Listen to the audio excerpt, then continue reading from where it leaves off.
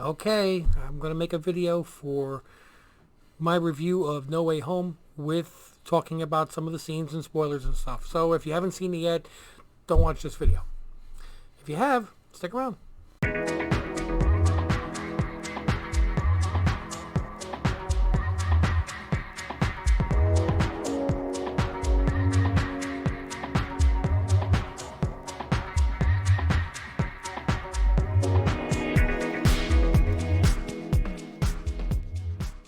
Okay, so it's still Sunday night. I'm still finishing off the first two. Let's go for number 3. If you've watched the other videos, you know what I'm talking about. Actually, number 2, you're not going to see till tomorrow because this one I'm going to try to air on Monday. And we are getting, oh God, I'm not looking forward to this, Blue Raspberry. Man.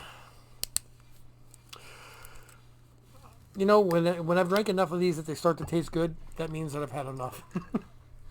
My grandfather, a long time ago, my grandmother had a friend that lived across the street.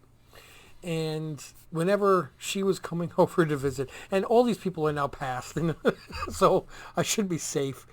He would, he'd be looking out the window and he'd see her coming over to visit my grandmother for something. And I can't even remember what her name was, Ethel or something, grandparent names. So, he'd turn around and say, "Hey, Ma, the gauge is coming." And she would yell like, "Will you stop calling her that?" And one day I asked her, "Why do you call her the gauge?" He said, "Oh, when we were younger, me and my friends were drinking. When she started to look good, we knew it was time to stop drinking."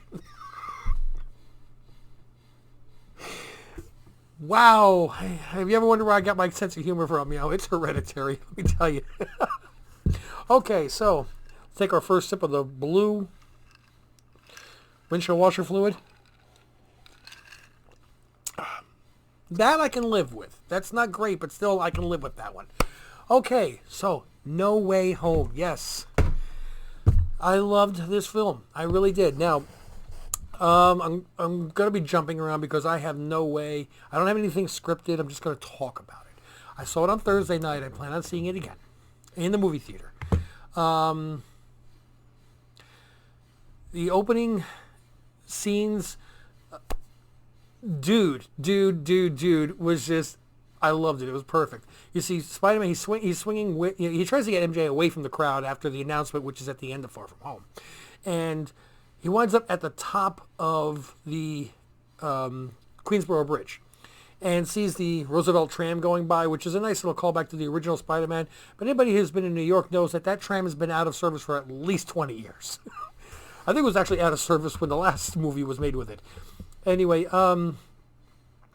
he gets a phone call from Ned, and all they are is just, basically, dude. And then the camera pans around and sees MJ standing at the top of the bridge looking a few hundred feet down like, dude! It's really great. He grabs her, they go for a web ride, just trying to get home to back to Woodside, and they go through the trains, and then you see them coming out of a sewer. Now, one channel mentioned that there are the 7 train is the only one that goes through Woodside. Well, that's correct. That's the only one that goes down that boulevard. However, if they were starting by the Queensboro Bridge, and I'm from that neighborhood, so I know, they started by the Queensboro Bridge, they very simply could have taken the E, the F, I believe the R, or is it the Q?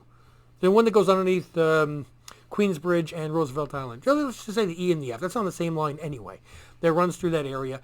And that would have taken them down by like Steinway Street and Queens Boulevard. And from there, it is a very simple matter to take the sewers through, across the train yard and come up there by Astoria Boulevard, which is right where they showed where that 7 train is. If you really know that neighborhood, there used to be a pizzeria there called Giulia, Julia Pizza, which is now a nail salon. Unfortunately, some of the best pizza. I mean, it was like that thick. It was great. Okay, but I loved it. I love the action sequences going into this. Of course, he winds up going, through school, and the school is divided half and half. Some people still support him, some people don't. You got the little collage going on in the background, and it's kind of funny because the principal and his teacher are the ones that are supporting him, but the phys ed teacher is the one that says, I believe Mysterio. You think the phys ed teacher in an academic school would be super hyper trying to kiss butt to try to get him onto some of the teams. I found that kind of funny. But in any event, though, a lot of people are being affected by this. Of course, I'm not going to get into the nuances of that, but we did have our first bombshell was as they got interrogated, then they sealed them back in the apartment, and who's there? Matt Murdock, Charlie Cox, boom! And yes, I was in a loud theater. I was in a very engaged theater, and everybody screamed because we were hoping for it, but we weren't. It wasn't like that. The scene just led up to it. It was like boom, there's Charlie Cox. It just whoa, hey! So yes, it was great, and somebody threw a brick through the window, which was headed right for Peter, and Peter was going to catch it, and what do you call it? Matt he catches it first. He caught it before Peter did, and Peter's looking at him like, "How did you do that?" And Charlie Cox, Matt Murdock says, "I'm a very good lawyer," which is really good. I'm glad that they did something like that because I don't want them to. I mean, we got the fake Pietro, if you will, in the WandaVision. So what if this was just Charlie Cox playing a lawyer or somebody named Matt Murdock? No, when a blind guy caught that brick, it was showing you this is Daredevil. This is Matt Murdock. He is in the MCU. He has powers. It was great. And by the way, I am going to be spoiling a little bit of Hawkeye, which was great because now we know we have Hawkeye. We have Charlie Cox, Matt Murdock, and we have Vincent D'Onofrio's Kingpin. Does this mean we got Punisher coming soon? Does this mean we have Elektra coming soon? What do we have? Jessica Jones? Do we have Luke Cage? I don't really care if we get Iron Fist. Did not like Daniel Rand in that universe. Didn't like it. Sorry. Luke Cage, I thought season 1 was great. Season 2, not so much. So, all the Stark tech has been taken from Peter. You can see Edith offline on his heads-up display.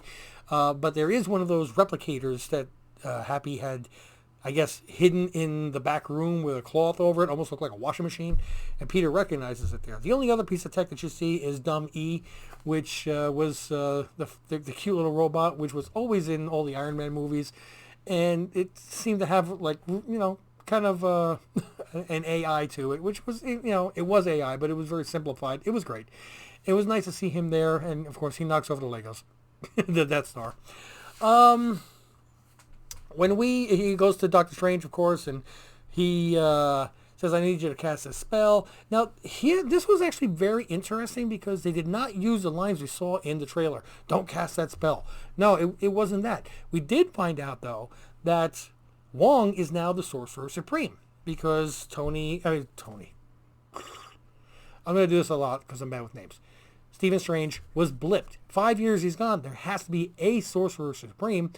Wong, hey, no offense to Wong, but I think that, he got the job by default because there was a lack of so many other potential candidates. He's a great guy. I love him in all the different movies, but I don't think the Sorcerer Supreme's job should be, doing a death cage match with Abomination. It just seems a little bit below his station. I don't know. It was fun to see that, though, with Shang-Chi. He goes to make the spell, and of course it's, everybody in the world is going to forget about you. And he says, something along the lines of, nice knowing you, kid. Well, wait, you mean everybody? Yeah, everybody. Well, what about Mary Jane? Okay, fine. Well, Mary Jane, you see it didn't go to a second tier. And then he's like, well, Ned's got to know, too. Okay, fine, we'll go to a third tier. And Aunt May, when she found out, it almost devastated her. I couldn't have her go through that again. She's got her a fourth tier. And he's adding tiers to this spell, which the spell is not designed for this. And it's too much, I think, for Strange to control all of these tiers. And I think that's why he yells and it gets out. Now, the whole thing kind of erupts, but he quickly contains the spell and puts it into a dodecahedron, which 10-sided with 5. It's exactly the same sphere, I should say, that he put Ultron / Strange Prime in when in What If, when he was trying to contain that battle, and he's got the spell contained in there, and what he needs to do is, he's got it contained in there. Spider-Man is going off to try to find out, can he get into college? I mean, he's now back to more basic things, which is, this is the whole idea of Spider-Man, is he is your friendly neighborhood Spider-Man. This is why I didn't like Far From Home, but what didn't work in Far From Home, they did more of, but in a certain way that it worked in No Way Home. He's trying to get into college. His life has affected everybody else. He's trying to appease the admissions officer for MIT, and he just goes to talk to her as she's like stuck in her car in traffic trying to get to the airport. This is where we see, and I think everybody's seen it by now, the scene where Doc Ock comes. And hello, Peter. He thinks it's Peter Parker from his universe because he was pulled in as an after effect of this spell. And he fights him, and he actually beats Peter 1. We'll call this one, I don't know how I'm going to refer to this. All right, we're just going to call this Peter for now. We don't need to get into this just yet. All right, so he beats him pretty handily, and I find that a little bit interesting because, yes, Peter doesn't know the fighting style of Doc Ock, but I think he's better trained at this point than the Peter Parker from his Spider universe. I thought that he'd put up a better fight. I mean, this is somebody that went up against Thanos, that has worked with the Avengers, worked with the Guardians of the Galaxy. He fought Mysterio, and that was one heck of a fight. If you think what he had to go through on that. Alfred Molina looks great. I'm so glad to see that. He is my second favorite Spider-Man villain, and he winds up beating him because the nanotechnology is absorbed by Doc Ock's tentacles when it makes contact with Spider-Man's iron Spider-Man suit. But then Spider-Man, through the technology, is able to pair and up like a Bluetooth and control Doc Ock's arms. And he actually uses it to like wave at him like, hi. Which reminds you, he's still a kid. He's still in high school. He's still a kid. And it's great because then he saves this person, and the admissions person said, "I'm going to keep your nose clean. I'm going to put in a good word for you." Then you see her storming off towards Doc Ock, and she's going to whack him with a purse. So then here comes my favorite of all time, which was Willem Dafoe playing Green Goblin, wearing that campy, stupid mask, the Power Ranger mask. Which it kind of went at that time, but I watch it now like, man, that's a dumb mask. You got such a great actor there. It just didn't work with that mask. There was nothing they could do at that time. Before the bombs can come down and actually go after Doc Ock and Spider-Man, they're whisked away by Doctor Strange back to the Sanctum Sanctorum in the basement, and Doc Ock is behind a wall, and so's Lizard. And it looks like Strange has got some blood on his face. Like, yeah, okay, I found your Lizard guy. And apparently he got whacked a little bit.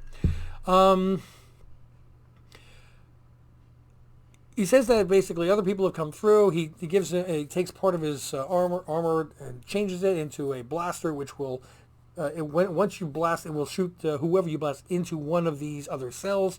You find who they are, and we'll send them back to their respective universes. So Spider-Man goes off, and he goes to fight. And I know I'm skipping a lot, but I'm just going by the things that are important to me. Now, anybody that knows Peter Parker is Spider-Man is supposed to be the ones that have been pulled through. This next one is something that people are having a hard time with. Electro. They say that in the movie, Electro did not know that Peter Parker was Spider-Man. But if you listen to what Electro says, because they pull all these people right at the moment when they realize that Peter Parker is Spider-Man. Okay? Doc Ock says, last thing I remember is I had my hand around your throat. Well, that's when he found out. This guy says, well, when I saw this, that's when you found out. Electro was defeated. He says, I remember being defeated by Spider-Man and being absorbed into the grid, where I started getting all this knowledge. Now, if you are in the grid, you have access to every computer, everything, everywhere. then every piece of information, including anything that Harry Osborne might have typed on a laptop or in a phone, anything that anybody may have typed in somewhere, becomes accessible to Max and as Electro, and when he's inside the grid. You think about it. What do you call it? Tony Stark was able to figure out that Peter Parker was Spider-Man based on his idea. Look at this footage of you. Look at this footage of you. Nowhere in that footage does it say, oh, by the way, this is Peter Parker and he lives at such and such address. Peter Parker comes home thinking he's doing a very good job keeping his superhero identity under wraps, and there's Tony Stark sitting on a couch eating date cake or date nut cake or whatever it is with Aunt May. He figured out who Spider-Man was. Well, somebody who has access to every piece of information in the electrical grid of a certain universe would also have the ability to find stuff out. Plus, Max was no slouch when it came to the brains. He could do some reasonable deduction also. So he says, I remember that I was in the grid and I was soaking up information. And that point, when he's in the grid and he realized, and he found out through information alone that Peter Parker was Spider-Man, that is when he gets pulled in to this Earth 616. So that's my little debunking of everybody poo-pooing Electro. That, plus the fact that Electro was cool in this movie, leave him alone. Okay, it was really good.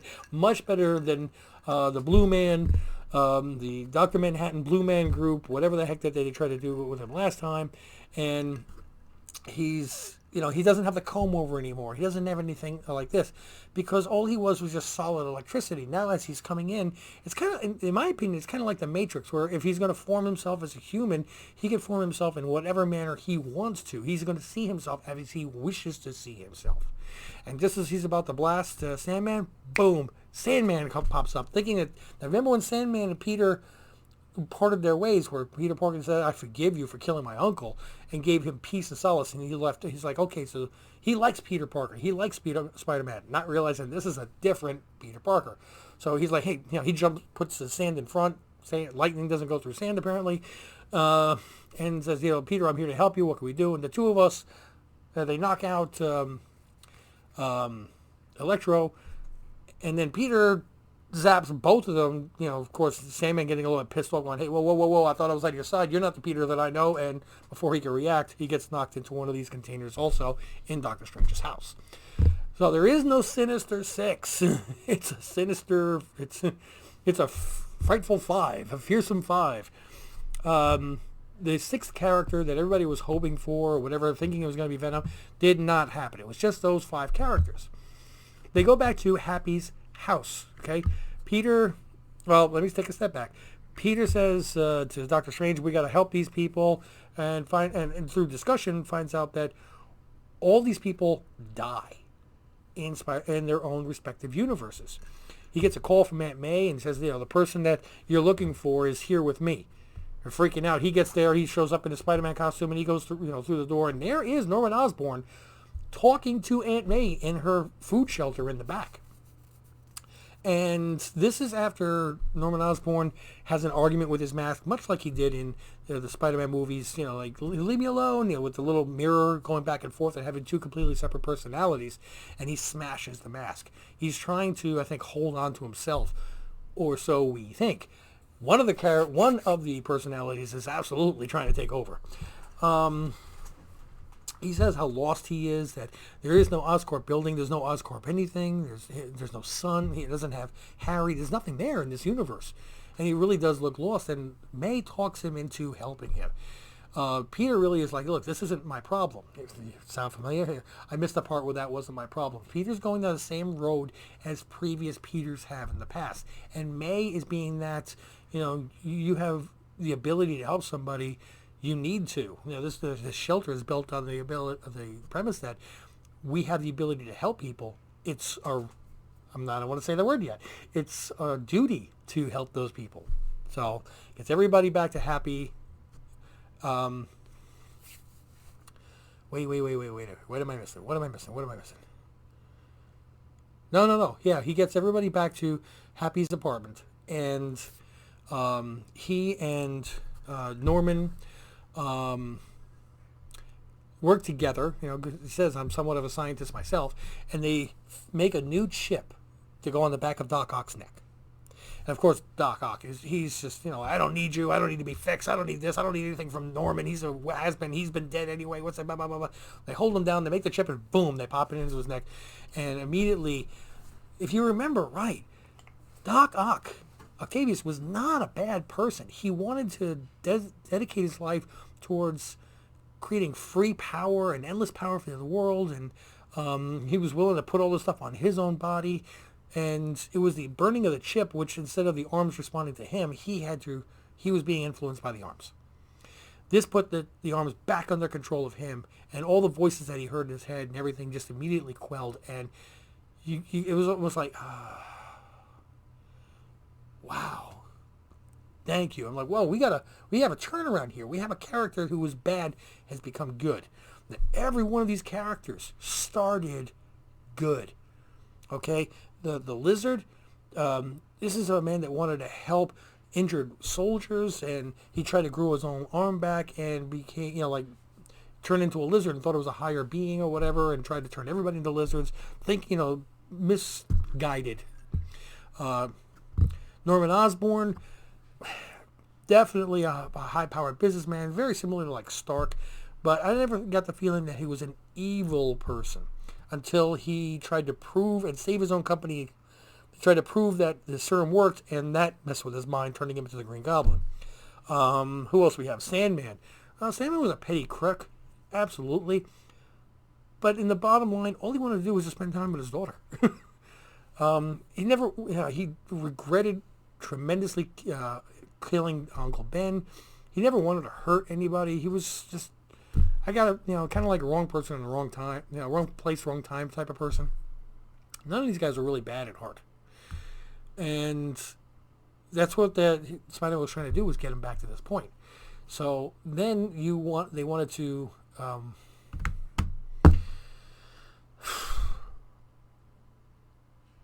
I know I'm missing getting these guys back healthy again. I'm trying to remember exactly where it was that he had the battle with Doctor Strange. And while that was good, it wasn't... Doctor Strange didn't have a tremendous amount of time on the screen. What the time he had was important, but it didn't dominate the movie, and that was good. Green Goblin turns out to be the super arch nemesis that he really was meant to be in the comic books. He is to Peter Parker, Spider-Man, what the Joker is to Batman. He is the ultimate, he's the pinnacle of the bad guy for him. And you got a really great montage of Spider-Man getting the spider sense overwhelming, and it fading everything in the room out of focus while he tries to figure out exactly what his sense is telling him, and then he webs Norman, knowing that that's where the problem is. And yes, Norman Osborn was not trying to cure himself. He was actually trying to knock out Norman Osborn and become 100% the Green Goblin. That part of the personality taken over. And this put it into an amazing, amazing fight scene with great choreography. And people said this is not an action sequence. This is the pain sequence. This fight, you could feel in your bones. It hurt. Okay? And it really, really, really is good. But in all of this that goes on, May is struck by the glider. And, man, I did not know anything about this. I didn't hear this in a trailer or preview or leak or anything. After that battle is over and the lobby collapses, she gets up. She actually goes over to make sure Peter's okay. And, come on, okay, you're good. Okay, you look good. Let's get out of here. And then all of a sudden she collapses. She's saying, I'll be okay. I just need to catch my breath. I need to catch my breath. And if anybody's watched movies like Saving Private Ryan, anytime somebody collapses and says, I need to catch my breath, that means they're dead. But then she says the classic one, he's saying we should have just done this. And she's like, no, you can't give in. You can't give up. You have great power, Peter. And with great power, she changes the wording a little bit on this. And I can't remember exactly the wording. But the wording, instead of what we've seen in the first two movies, is slightly changed. But she said, with great power must also come great responsibility. Now, again, my wording is probably not right, but here's the important thing. The wording that she uses is the wording that was used in the original Spider-Man comic books in 1963. That is the first time that it is accurately quoted to what Stan Lee wrote. And after she said this, she dies in his arms. And it made me think about this, that every person that says to any Spider-Man, with great power comes great responsibility, immediately dies, etching that into their soul, their heart, their mind, and everything to be the driving force. This has to be another absolute point. Very similar to what they were discussing in the What If comics, why he could not save Christine. Because her death is an absolute point. It must happen in every real universe. With great power comes great responsibility. Death, burned into the spider, Peter Parker, is an absolute point. It has to be done in every universe. There is no escaping it, no matter what. But Tom Holland's performance, I mean, it almost looked like his eyeballs were swollen from the tears and the redness that was in it. The emotion that was pouring out was the second most heart-wrenching emotion in the movie for me, anyway. And he is able to get away. Even Happy pulls up and sees her dead, with all the red laser beams on him from the rifles from the Department of Damage Control as they're trying to storm in there. J. Jonah Jameson sees the whole thing happen. He catches it on camera, and he's happy because he's got more footage to prove that Spider-Man's a bad guy. Smack. And he takes off. Now this gets really, really interesting. Ned and MJ, they're in, I don't know what apartment they were in. Oh, they were in Ned's mother's apartment, or grandmother's apartment. By the way, I love her character. Ned has the sling ring, which Peter had pulled away from Doctor Strange when he's trapped him hanging over the Grand Canyon with the webbing. Okay, so he makes some kind of a gesture, like with his hand, and you see sparks, and he's like, "What the heck?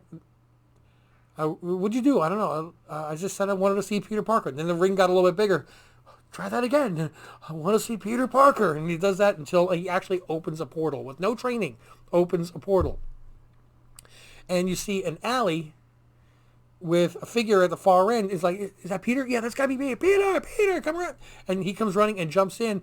A little taller, a little lankier, and with a slightly different costume. And everybody's freaking out like, "Oh no, this isn't Spider-Man." And of course, Spider-Man said, "Yes, I'm Spider-Man. I'm Spider-Man." Anybody who knows the costumes knows this is Andrew Garfield. But audience is going nuts. No, really, it is, it's me. And he pulls off his helmet, his face mask. And it is actually Andrew Garfield. It wasn't like fan service or something like that. And now everybody's screaming. Everybody's freaking out. I can't hear the next couple lines. All I can see on the screen is something about MJ throwing bread at him. The aunt is really funny. She's throwing a pillow at him. He proves that he's Spider-Man by hanging into the ceiling. And the aunt or grandmother or whatever says, "Hey, while you're up there, could you go get the spider web in the corner?" He climbs over, gets the spider web out. Okay, so this is, see if you can get the right Spider-Man. And he's like, "Excuse me." So they open up another portal. Now, not in a costume, but just standing there, Tobey Maguire. He comes in. Audience goes nuts again. I don't hear the next couple lines. I don't care. I don't care what the next couple lines are.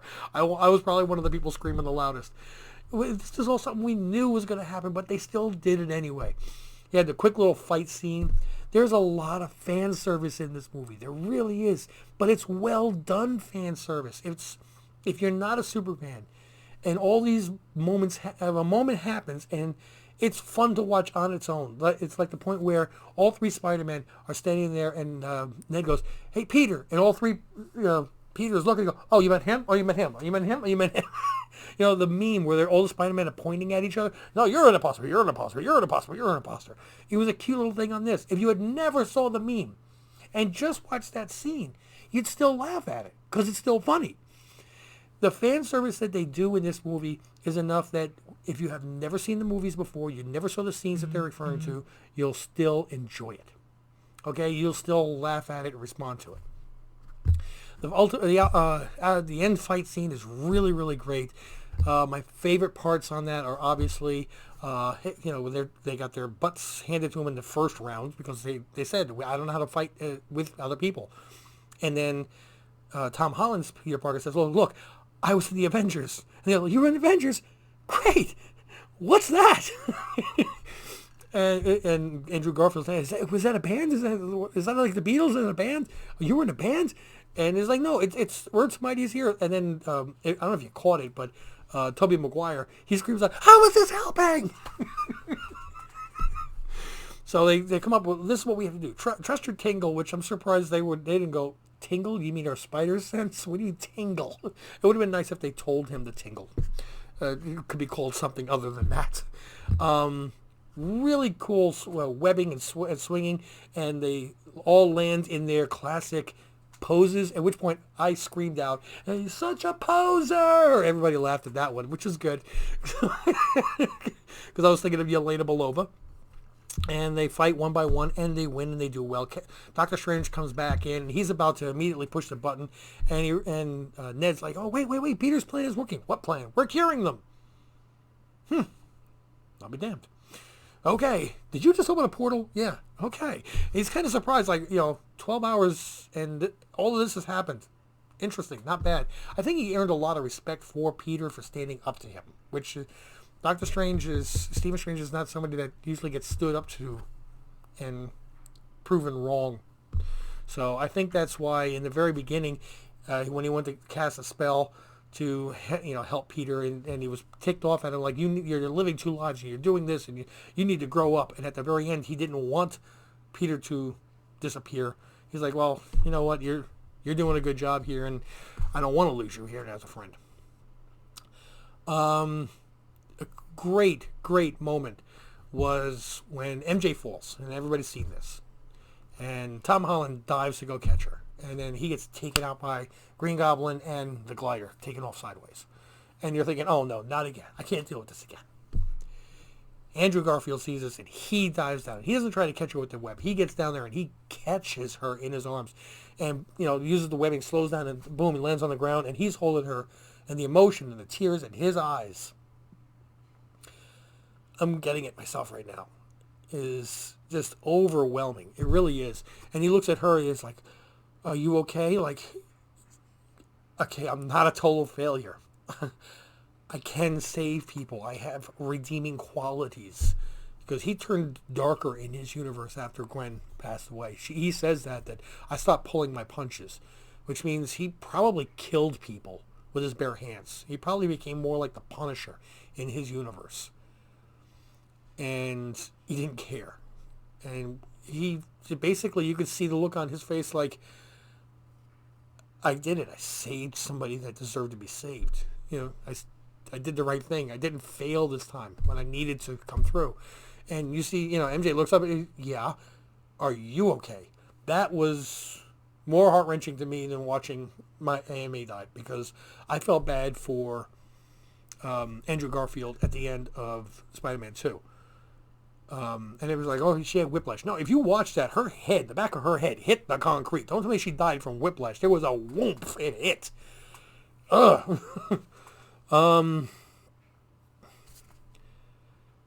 Goblin goes to fight Parker. They wind up on the back of Cap America's shield, which is really significant on this, because on the front of the shield, the front of the shield is supposed to stand for justice. On the flip side, Tom Holland is there to kill Green Goblin. He's going to kill him. He wants his revenge. You kill my Aunt May. And you got to remember, he doesn't have an Uncle Ben. He's now lost everybody. The only people he has left now are his two Peter Parker brothers, and Ned and MJ. And that's it. That's his whole life, his whole family, which is pertinent. And he beats him soundly, and he picks up his sled, and he goes to impale him the same way that Norman Osborn actually died, if you think about it, being impaled by his own sled.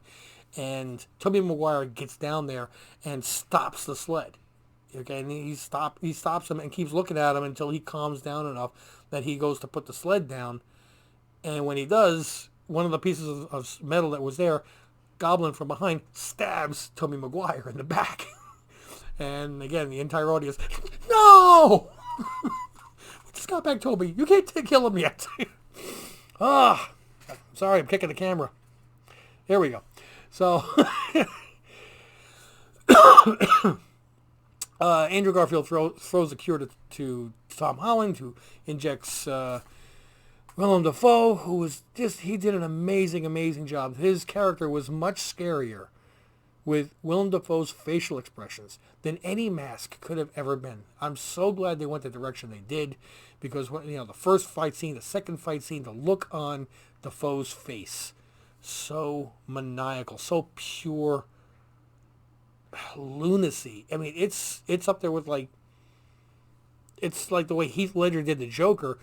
Is Willem Dafoe is Green Goblin. That's the perfect role for him. Okay.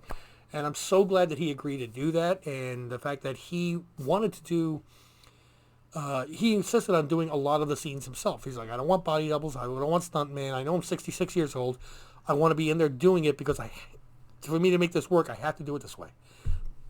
And it did. It worked very well. But then the ripples, all these tears in the sky are opening up, and all the other versions are coming through. And Doctor Strange can't stop them. And Peter realizes the only way that you're going to be able to stop them is if they aren't coming, if they're not trying to come here. And the only reason they wouldn't come here is if they all didn't know that Peter Parker was Spider-Man. So you have to do the original spell without me interrupting. And Steven's like, well, that means everybody's going to forget about you. Everybody, including me, everybody is going to forget about Peter Parker. And he says, I know, do it. He says his goodbyes. He says his goodbye to MJ and to Ned. And he, Steven completes the spell. And, of course, everybody forgets about him. Now, this I did have a big problem with. He then webs himself away from the Statue of Liberty. There's nothing there to web yourself to. A cloud? A bolt of lightning? Did he throw up Wonder Woman's lasso to hit you right on a bolt? No, there's nothing there. So the fact that he flipped, and took off to get back to Manhattan, that ain't happening. Or back to Brooklyn, or whichever way. I didn't see any helicopters in the sky or anything like that. Big problem with that. That's the only one. And, I'm talking so long that actually my screen went black. I had to turn that back on. But before he did, as he was saying goodbye to MJ, she said, "Please, you got to come back." She said, "I love you," and he went to say it back. He said, "No, don't. You don't say that until you come find me again. Then you tell me." He does track her down afterwards, and of course they have no memory. Nobody has any memory of Peter Parker. Peter Parker does not exist. Or I'm sure there's a birth certificate for him and whatnot, but somebody said a very good way of describing how this spell works. If you're like walking down a street going down the street with a bunch of stores, and there's a hardware store that you never really noticed before, and it says, celebrating 30 years, and you're like, has that always been there? That's kind of the way people are forgetting about Peter Parker. They might see his face and go, hey, no, it's not ringing a bell. Okay, so those memories have passed out of his head, out of everybody's heads. I don't know how it's going to work going forward, but the thing is that in Tobey Maguire's, in Andrew Garfield's world, in most of the Spider-Man worlds, in the comic books, Uncle Ben dies, he has Aunt May. He still has that guide, that moral compass to keep him going the correct direction. Tom Holland's has nothing now. He has no friends. He has no aunt or uncle or father or mother or Avengers. Nobody knows Peter Parker.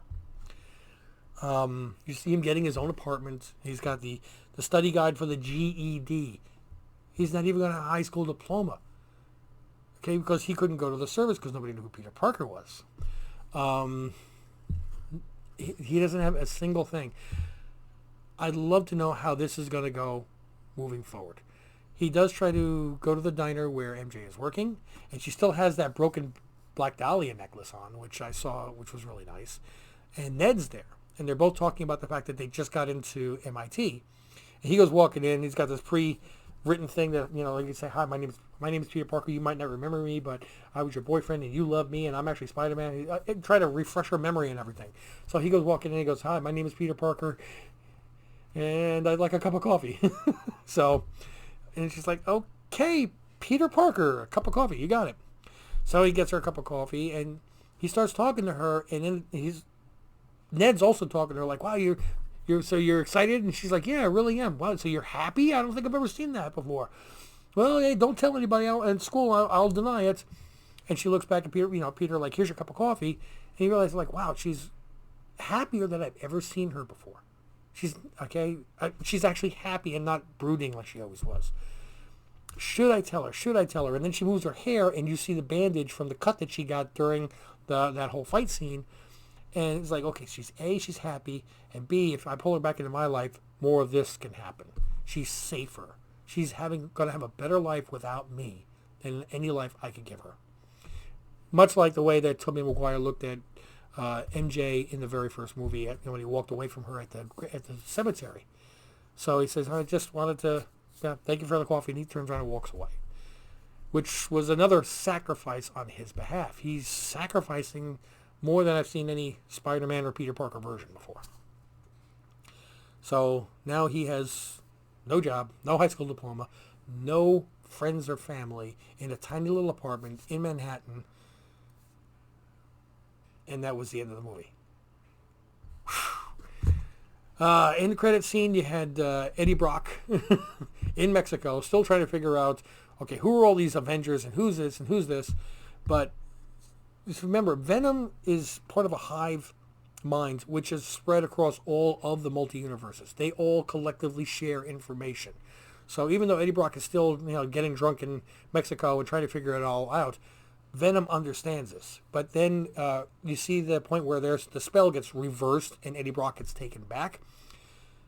As that happens, a little piece of the goo blops off onto the counter, which is Venom. We now have Venom the same way in the MCU. The same way that... But it was about the same amount of... a little bit of Venom that Dr. Connors was checking out in the... Spider-Man Part 3? Yeah, with the black costume. With Tobey Maguire. So, we'll see how that goes. More importantly, though, the very end of the credits, we're waiting for another Spider-Man scene, another end credit scene. It's not. It's the full trailer for the Multiverse of Madness, and man, I loved it. It was like a Christmas present to me. And I think my favorite part was seeing the back. You could see the star on the jacket of America Chavez. Yes. I got 2 copies of these. This is the second print. I also have the first print in a 9.8. I'm an America Chavez fan. Yes, I got Vengeance #1 down there also. Yeah, I'm really looking forward to that. So, I'm going to see this movie again this week. How do I feel about this movie? I think that the 92% on Rotten Tomatoes, and I think it's like a 9.1 on IMDb, I think they're well warranted. I think that if I were to relist like I said, I have to give this a little bit of time, but the way it sits right now, No Way Home is top 3 for me. I'm definitely still going Infinity War first. After watching No Way Home a few more times, we'll see what happens. Does No Way Home come in as number 2 or number 3? It's a toss-up at that point. But yeah, this movie really, really impressed me. I went in with high expectations and it beat them. Was there a lot of fan service? Yes. If you weren't a super fan, can you watch the movie and enjoy it? Absolutely. There are going to be people that have never seen the Tobey Maguire and Andrew Garfield films that will love this film. All the little jokes that we seriously get are done in a way that you will still laugh at them if you don't get the underlying meaning. This is well done. I think some of the things that people are nitpicking are unwarranted. The only thing I said that I didn't like was him trying to web sling away from the Statue of Liberty. But other than that, wow. They nailed it, and this was a Sony movie. So, shows that they can do it too. Guys, I have been talking now for 45 minutes about this movie. I could have just shown you the whole movie. Get to the theaters. See this movie. See it on the big screen. You got to see it. I think that there's a chance, because in the end, at the very end of Spider-Man, we see him swinging over Rockefeller Center. We know it's the same time frame as Hawkeye. And the last battle, I think, is happening over Rockefeller Center. There's a chance, minuscule, tiny, that Spider-Man may show up in the final battle at Rockefeller Center with Hawkeye and Kate Bishop against the Kingpin and Echo, and we'll see what happens. What a Christmas present that would be, right? Guys, thank you so much for joining me yet again. And if you stuck around this long, God love you. Hopefully I will. Oh God, I'll be making a new comic book day video on Wednesday. But thank you for sticking around. Don't forget to smash like and subscribe. But as always, mahalo.